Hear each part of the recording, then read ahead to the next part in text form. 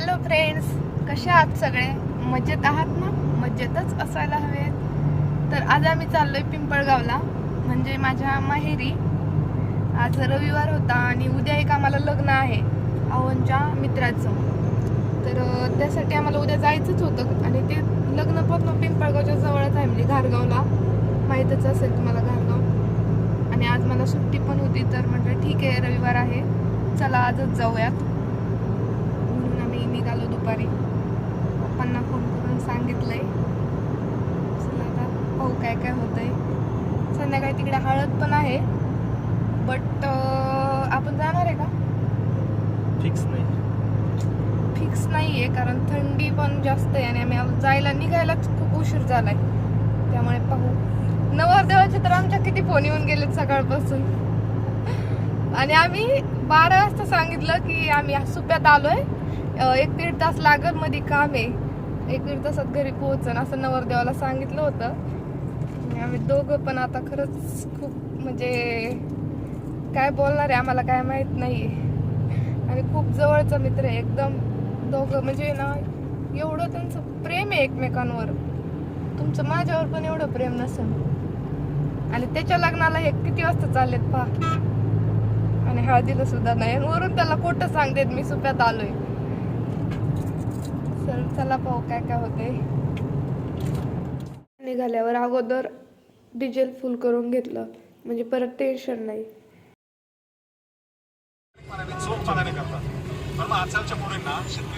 Hello, शेतकऱ्याचं पोरग योग्य डेडिकेशनने मॅनेजमेंटने शेती करत असेल आणि शेतीतून खरंच कुटुंबात जर तुम्ही येणार असेल, जर तुम्हाला शेतकरी नवरा जर भेटला, तर तुम्हाला गावातल्या माणसाची गावाची आपुलकी भेटेल, गावात तुम्हाला समाधान भेटेल. आणि 100% सांगतो, गावातला शेतकऱ्याचा पोरगा तुम्हाला योग्य रीतीने एकदम चांगला माणूस भेटेल आणि एक यशस्वी शेतकरी भेटेल. अरे सुट्ट्यातून रिटर्न आलो शिरूरला, परत रिटर्न आता येतोय. आता शिरूरला आले दोघच.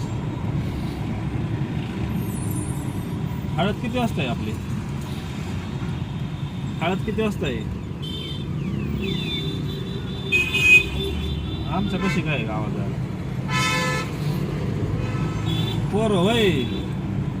खर्च फिरचा आहे का लागणार काही? आज जेवण काय आज करत? लापशी असते का? अरे बिर्याणी. नवरदेवाचा फोन तर आम्हाला परत आलेला होता. आणि आमचे साहेब बघा मित्राला कसं खोटं बोलते ते.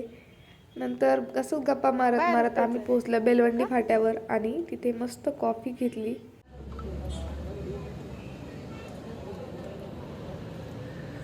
आपल्याला सवयच लागून गेली माहिती का? काय येताना कॉफी प्यायची, जाताना कॉफी प्यायची.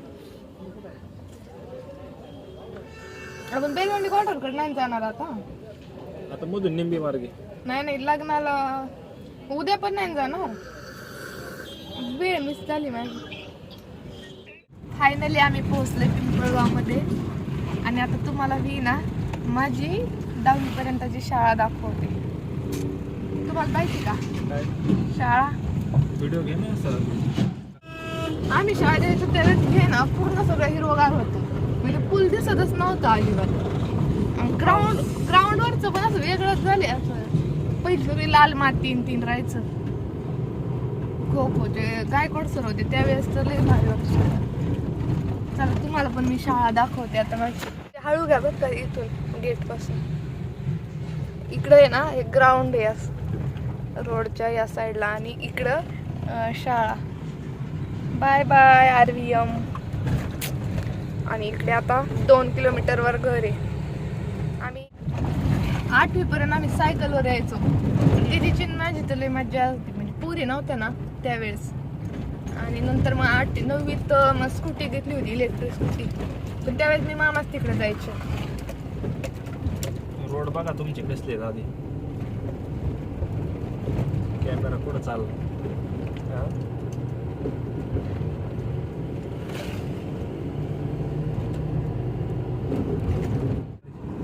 ते जुन्या काळातलं आहे का ते? जुन्या काळातलं कोणतं म्हणतात?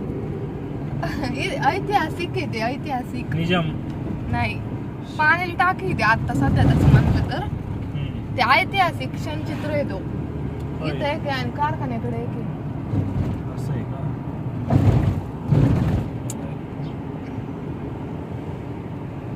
इथं गुलछडी होती दादाची, आता आलाय वाटते. लावली काय ना आता. आता ऊस दिसतोय का? कोणता? पप्पाचा. हा, खालचा ऊस पप्पाचा आहे ना. सगळं आणि इकडं हे आमचा गहू पेरलाय आता आहे ना. तुमचं आहे काय? किंवा गहू आमचा आहे. पलीकडलं ऊस पण काय आहे, हाती गावात आमचे.